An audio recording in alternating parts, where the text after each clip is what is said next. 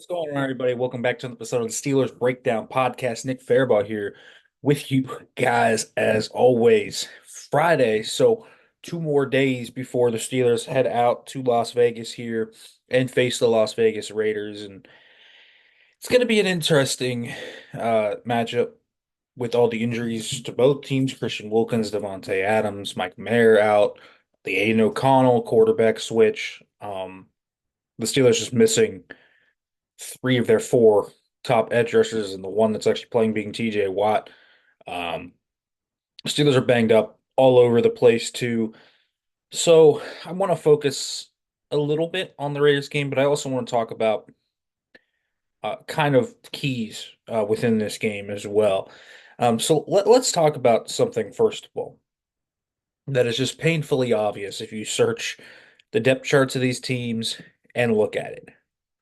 There's no way you can look at this game and not see Broderick Jones versus Maxx Crosby and be like, oh, that's a good matchup for the Steelers.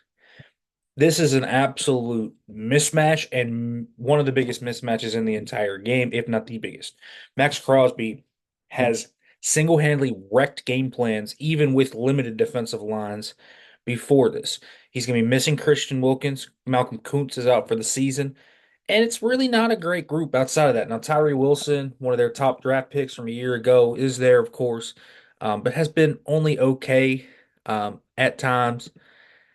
And then when you kind of look at where this team goes after that, Adam Butler, good run defender. Like, it's a bunch of really good run defenders. John Jenkins can be a good run defender, but the actual pass rush of the group, I mean, it's kind of lacking, right? Your depth edges are guys like Charles Snowden, Caleb on Chason. I think Janarius Robinson is on that team as well. Um, but Maxx Crosby, the biggest one here. You talk about their personnel, you see guys like Tommy Eichenberg playing for them, while Divine Diablo has been out, and obviously Robert Spillane. And you understand why this group is one of the top run defenses in the NFL. They are built to stop the run. But they can get after the passer at their max strength. But with the Steelers um, having this issue on the right side, and that's where Maxx Crosby almost lines up all the time. He lines up over the right tackle. That's significant. It is significant to the Steelers. And when you look at where the Steelers go from here against Maxx Crosby, you got to talk about, Darnell Washington. You got to talk about a lot of different things to help Chip. With Jalen Warren in this game, that would be huge to have him for Chip help and getting in there to help out against Maxx Crosby. But Crosby can move around. They do different things up front to get the blitzes free. Patrick Graham and Antonio Pierce are pretty nifty schematic designers up front. Both those guys are front seven minded, and so it's not very surprising that they have some really cool blitzes dialed up. The Steelers are going to have to be wired in, but Broderick Jones especially, because you cannot, whatever you do, you cannot let Maxx Crosby wreck this game. Um, and so that's going to be an issue. Broderick Jones himself has been probably the biggest issue on the offensive line. When people say an inconsistent offensive line, I've thought the team has been fine. Dan Moore's definitely taken his leap. Ciamalo had a little rust and some ugly reps last week, but he'll get there. I'm no concern about Isaac Ciamalo. I really like what Mason McCormick's done early on. Frazier's been great. Broderick has just been really up and down.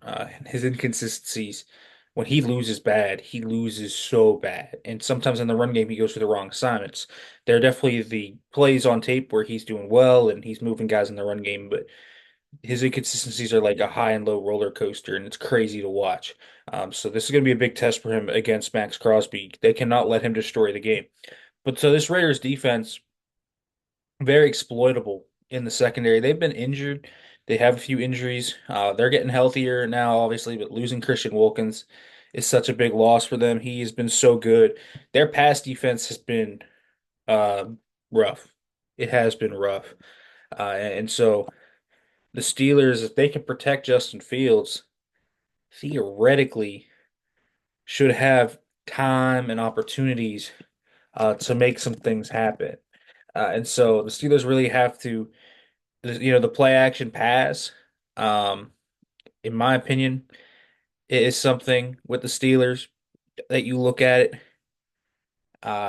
This is a Steelers team that can push the ball down the field when they want to. And so, those one-on-ones to guys like George Pickens make complete sense in this game. You should be able to create mismatches on the outside. Um, and so this Raiders defense continues to really struggle. It's a huge, huge part of it. But I think their run defense, it's interesting. The run defense for the Raiders um, are is not great from a statistical standpoint in terms of gross yards, but this is kind of to me like how we talked about with the Colts. It's a better run defense than you think. They're third in rush success rate allowed. They've been much better, and they've had some guys miss some games that have definitely boomed that number. I think it's a much better run defense than people are going to give it credit for statistically on just right there. So I don't know if the Steelers are going to have a boom game on the ground, but I think they can definitely do that through the air. This should be a George Pickens game, a Pat Freiermuth game. But George Pickens, for all the talk about him this week, man, I would come on that first scripted drive and just start throwing things to him. I don't think that this Raiders group has a guy that can handle him. And I definitely would get him going. They're going to be in nickel a lot. Nate Hobbs is a cool player. I like him. But if you can get some speed on the outside, I would start putting Calvin Austin a little bit more outside. Maybe get some Roman Wilson in the slot this game. And I would just feed George Pickens early. I think you just get him going early, and this could be a huge George Pickens game. So I'm not too optimistic about the run game having its breakout game this week. I think there's some really stout run defenders on that interior. Plus, I think Crosby's such a dangerous player. And Hobbs is a really good nickel blitzer too. And so, you have Spillane and Divine Diablo up top at linebacker. Some good players in there. But I think this pass defense should be very, very exploitable for the Steelers. On the offensive side of the football, it's kind of interesting. The Steelers get more of a pocket passer type in Aiden O'Connell. Minshew was a guy that could move a little bit.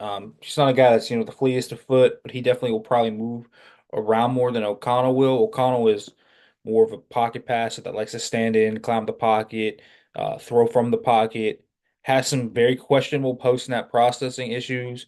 But, you talk about 12 touchdowns to 7 picks. Uh, Very much spelled it out last year. That is a very similar. He's a game manager type. But if you rotate and you get some more complicated looks his way, you can definitely flaunt him into throwing some interceptions. Get Minka Fitzpatrick in the right spot. Steelers have done that, through all the miscommunications that the Steelers have had. They've also disguised some things really well. On the Dak, two of Dak's picks were on just really good disguises by the Steelers. The Dante Jackson pick, and then Joey's pick, where Minka fakes like he's going into cover two, and then comes back right over the top, and Dak makes an ill-advised throw on the post. So they've done some cool stuff to get Dak, guys like Dak going, and throwing interceptions like that. So the Steelers definitely, to me, can bring out that bag a little bit. They're gonna have to blitz more in this game, and it's not necessarily just because it's not necessarily because O'Connell is weak against the blitz. He's slightly below average against the blitz in numbers, so I think he's the right type of guy to blitz too. This isn't like Dak, who is just posting great numbers against the blitz this year.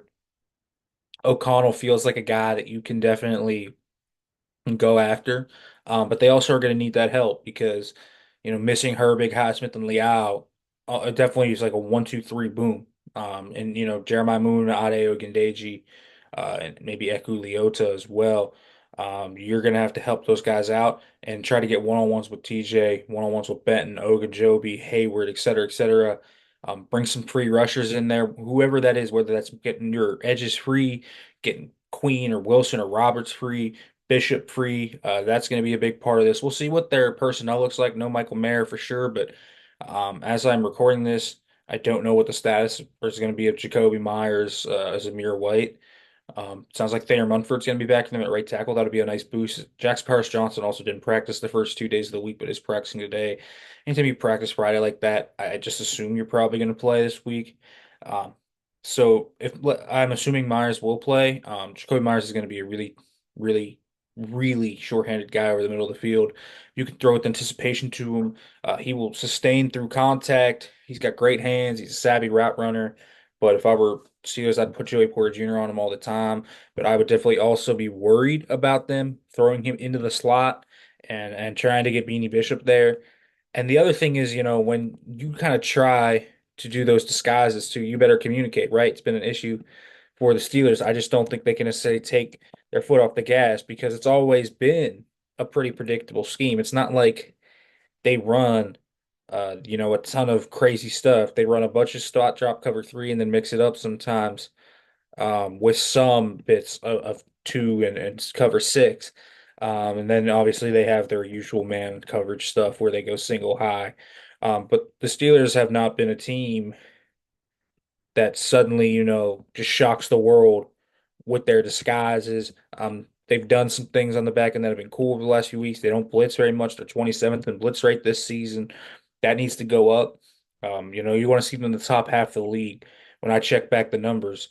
But this should be a game. Like this should be a game they win. It definitely is a game to me that they are equipped to win.